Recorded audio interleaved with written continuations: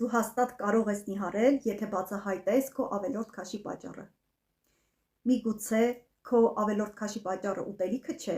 այլ ուտելիքը որպես ցավը հաղթահարելու միջոց, ստրեսի ժամանակ գիտակցման կառավարումը նվազում է և սնունդը չի ընկալվում որպես չափավոր վառելիք էներգիան ապահովելու համար, և դա պատճառ է հանդիսանում ավելորդ կիլոգրամների։ Երկրորդ կարևոր կետը, որը առկա է շատ-շատերի մոտ, դա վիտամինների դեֆիցիտն է, որը ստիպում է ավելորդ սնունդ ստանալ և կիլոգրամներ ավելացնել։ Դու կհաղթահարես քո նիհարելու ճանապարհը և չես հիասթափվի նիհարելու ընթացքում, երբ որ բացահայտես քո չնիհարելու բոլոր պատճառները։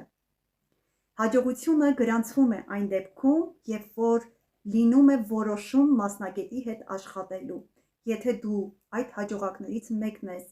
և ուզում ես նիհարելուց հետո առողջ լինել և արդյունքդ պահպանել և հիանալ քո արդյունքով, վայելելով մաշկի գեղեցկություն, ձիգ մկաններ և երկարակեցություն, իմ ուղերձը հենց քեզ համար է։ Իմ մարաթոնին միանալու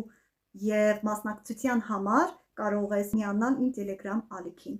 Եվ ամենակարևորը, մի մոռացիր միանալի մեջին սրտիկել և կիսվել քո մտերիմին, ով նույնպես ունի ավելորդ քաշի խնդիր։